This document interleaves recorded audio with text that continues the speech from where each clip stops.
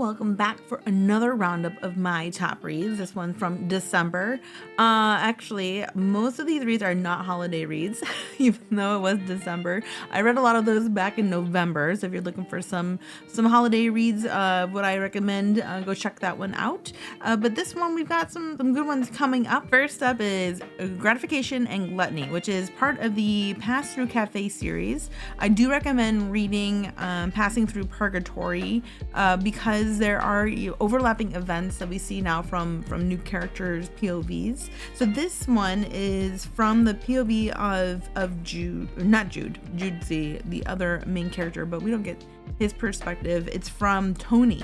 Tony we've met through Pass Through Purgatory because he works with Oliver, and Jude is Oliver's best friend. So that's how they kind of all know each other. Tony is like a shark humanoid-ish creature. They're not really part of like hell, but they're just like other almost like dimensions. It has nothing to do with like the religious sense, but they do have like these quote unquote rule levels like pride, gluttony, sloth, and this does take a lot of time in Gluttony because that's where Tony is from. So we get to see him kind of like going through and then meeting Jude and like then the connection that Tony and Jude share and start to build, which is kind of nice. We also see a lot of Tony with Jem, who's his best friend, who also works at the cafe. Jem is kind of like a spider-like creature, but also very dramatic and flamboyant and hilarious, and I love Jem. And I love the friendship that Tony and Jem have. It's very strong and very close, and there are tests to their relationship, but they kind of are able to talk it out and get back into kind of their groove as it is. I'm curious to see what will happen in future books if Jem's situation changes, but that's for a later a later look once that story comes out. Jem is concerned though that Jude is kind of not using Tony, but keeping him as like a secret, because Jude keeps saying that like they doesn't want a relationship because he's busy. Jude's from Chicago. He's taking classes for a degree, so he doesn't have time, and he's got to go. He's become like an architect, and then he's got to do an internship. And so Tony's like, okay, that's fair. We'll just take this, at your own pace. But FYI, I have feelings, and I love how Tony is like upfront about his feelings. He's like, this is the kind of person I am. I've always like had, been like a fast and furious kind of person, and he's like, I don't want to live in any other way, and he's kind of like unapologetic while still like creating the space for Jude to be in. Jude is a trans masculine character, so he is wary about, I would say, new relationships. He's had a little bit of trauma because as soon as he came out to his family told him to get out, and so he had to have made it on his own since being kicked out at a young age. So there's a lot of this going through, and also like a little bit with Jude and Oliver, because Oliver is Jude's best friend, but like Oliver and Tony work together, so there's a little bit of complications there. But like I said, there's a lot of overlap between events that have happened in the first book in the series into here, and it's kind of interesting to see it from a new perspective. And I'm not quite sure if the follow-up stories in the series will also revisit these events just from other perspectives. I kind of hope we don't get to. My only fear is that we see these events like time and time again, just from different POVs. I kind of hope like maybe there's some overlap, but that we keep moving forward. And that happens a little bit here. Like, it doesn't start from the very beginning, obviously, but there is a good chunk of overlap, and then we do get to see a little bit more time passing at the end. this book, it is a romance between the two characters, but I would say it mostly focuses just on Tony, just really coming into his own. And so the romance is kind of like secondary, I would say, to just Tony's timeline and him with his family, who is a dramatic and interesting bunch as well. So it's just overall a really good series about like accepting yourself and finding the people who are there to support you, like the found family, best friends. That is a huge part of this, and Nick Knight does a really good job of just writing these characters who have a lot of heart, and a lot of like baggage and trauma that they're kind of working through, but like still keeping it like a little bit on the comedic side. There's definitely a lot of laughs in this, but there's a nice, really emotional depth that we get as well. And I just really love these characters. I love everybody who works at the cafe. There's a whole crazy cast of them, and they're a really tight-knit group, and we get to see them spend time with each other. And I love the fact that we do get to see Jude kind of have to break out of his own shell, his own comfort zone, and make kind of not concessions, but like learn how to accept like another presence in his life, and how they make it work. It's just a really fantastic series, and I highly recommend it. Now, also memorable, but very dark. I'm talking, there's a slew of trigger warnings with this one coming up, so please make sure that you know what you're getting into with this one. It's called Gambler's Conceit by R. Phoenix and Adara Wolf. Now this is there's 4 M's here. There's 3 tops and a bottom. The bottom, number 7, has just escaped from a horrifically abusive situation and thinks he's on the way to like living his best life in a way, when he's picked up by Caleb, who happens to own the biggest casino in this city and is also tied to the mafia. So there's Caleb, there's Havoc, who eventually comes to work for Caleb, and then there is Vortex, who is already working with Caleb. So these 3 guys are the other 3 main characters, along with 7. And what I like about R. Phoenix and Adara Wolf is that they do not water their characters down. So this does not become fluffy at any point in time.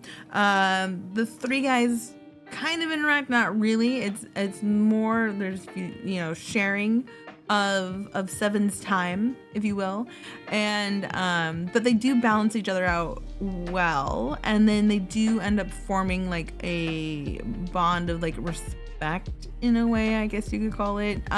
You have to kind of like see how these 3 kind of like not circle each other, but like interact, and how they do have to learn how to trust, and if nothing else, trust in their intentions to protect Seven from basically everything, including the outside world that does come knocking at the end. So there is a fair good amount of violence. I was about to say a lot of violence.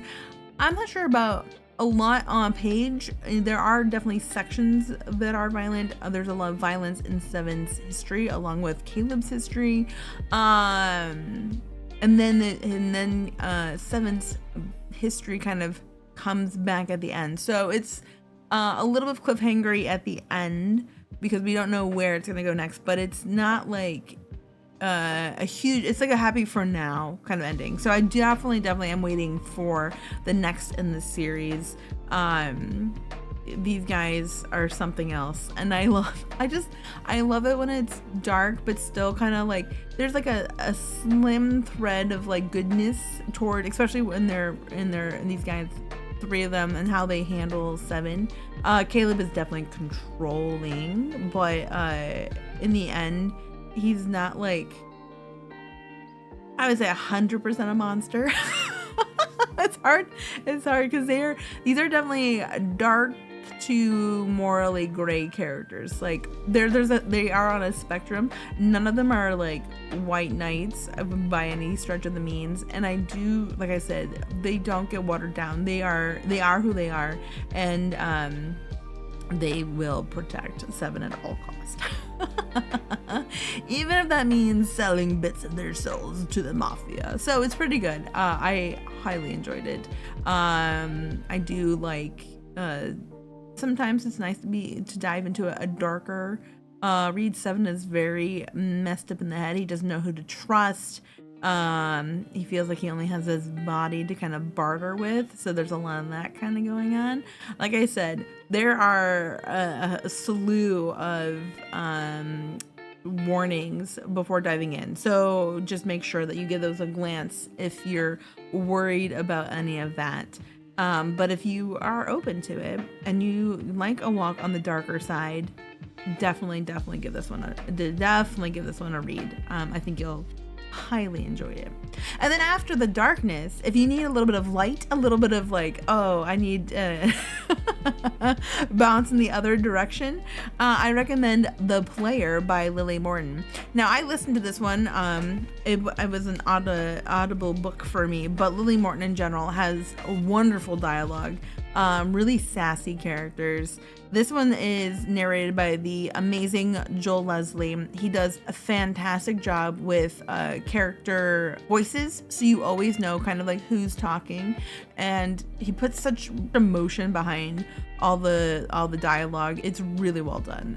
He does a fantastic narration. He's probably one of the top narrators in my opinion. But these two characters, Frankie and Con, have been friends for a while. So Frankie was married. His husband has passed away about 3 years, I think, when we picked this one up. And Con was friends with Frankie's husband, and that's how the two of them met, and they've been friends ever since. Con has obviously been in love with Frankie for a long time, but obviously feels like he couldn't ever, make a move for reasons. And Frankie is kind of like in the head in the clouds, I guess you could say, oblivious to not only Con's feelings for him, but also like how much he's relied on Con's friendship and other feelings that may have popped up. So it's just like a really fun, I don't know, these guys go on like this ride. They own like this music store together. So Con actually creates like guitars, and then Frankie helps with like the business side of things, keeping things like on the up and up, so making sure they have like enough money for everything. And there's like this other side quest that they have to go on. This musician has requested like guitars that match like his shoes or something like that. And at the time, Con was thinking that Frankie was never gonna get over his husband, so he brings in this other character who he's trying to get over his feelings for Frankie, right when Frankie's like, oh, I think I know what I want. So it's like these two, like, it's like, oh, half the time you're like, are they ever gonna realize? You want to shake them, and then of course they do. And it's just a fun ride with some really lovable characters. So I do recommend it. If you can get your hands on the audio version, well, I'm sure it's fun to read, and I go by all means pick up, because her stories are awesome. If you do get the audio version, you will not be disappointed. Like I said, Joel Leslie, fantastic. All right, so I know I talked about Fae Quin in November, but this one's a little different. It's called I'm Not Your Pet. And it's an alien human romance. Really, really well done. I love how Faye like always ends up putting like more layers, I think, than originally intended. So I think this was originally intended to be just like a fun space romance between a human and a shark like humanoid. So similar but different to Toadie from Gluttony. And yeah, there's like, it becomes a little bit of a deeper read as you kind of like skim through the surface. So like, Hugo was abducted from Earth. He was about to go to Harvard for, I think, biology. He's like incredibly smart. However, his parents are incredibly neglectful. So he's trying to like look on the positive side of things. He's been on this pleasure planet for 3 years. He was sold because he purposely failed a test to see where he would be placed in the universe after being essentially kidnapped. He's always trying to look on the bright side of things, but he kind of keeps himself distant, mostly because he's learned to not let too many people in, otherwise they will disappoint you. Meanwhile, Rourke, this shark-like alien that walks on 2 legs, he's really cute. He's from this culture that does not really approve of what's being done on this pleasure planet. And while the culture is definitely to not touch, he does a lot. Like, they're stopping on this with his crew after a long time of trading goods across the universe to give them a little bit of a break, and they're allowed to look. And while they're there, Hugo catches his attention, and so he does end up quote unquote buying out Hugo's contract and taking him with them. And there's of course a communication barrier, language and culturally, between the two of them. So Hugo's like, well, this guy's nice, but he's like now he's kind of like my new master in a way. He's like a little worried about that aspect, and where Rourke is like, I bought you and you're free, but there's a lot of things that you don't know about space that I want to keep you safe from. So they're trying to communicate this, these concepts to the others, and there's not too much miscommunication. The nice thing about Hugo is that he always is trying to find ways to communicate, and they do a really, really good job, I think, of like showing both the frustration and then like the successes that these two have. It's really cute watching Rourke try to like do sweet things for Hugo. And once Hugo realizes that Rourke doesn't think of him as a pet, it's quite eye-opening.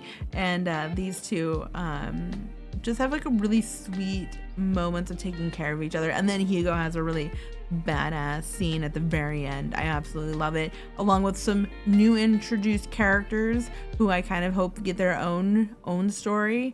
I would love to see more of this universe. I think the culture and the planets we were introduced to are awesome, and the world building is really well done. If you like the Alien, it's not too sci-fi, so I'm not a huge technically sci-fi fan, but I don't mind alien stories, and so if you like them too, I think you get a lot more than you bargain for just like looking at it.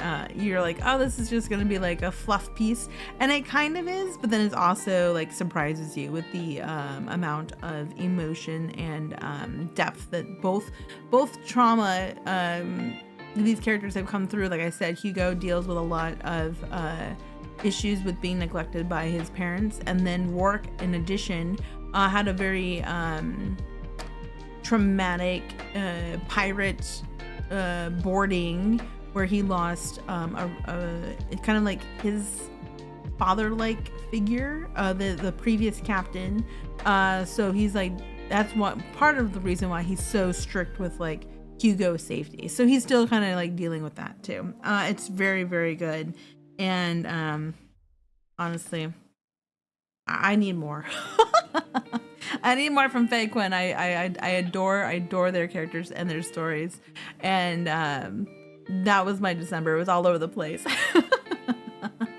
If you have any, holiday reads, if you have any non-holiday dark, alien, monster, sweet fluff pieces, anything you have, whatever you've come across that you think is worth shouting out, put it in the comments below. And if you've read some of these, or if you've read some of my past ones and you've enjoyed them or not, maybe, I don't know, but let me know that as well. Please continue to like and subscribe these, and I'll keep the recommendations coming.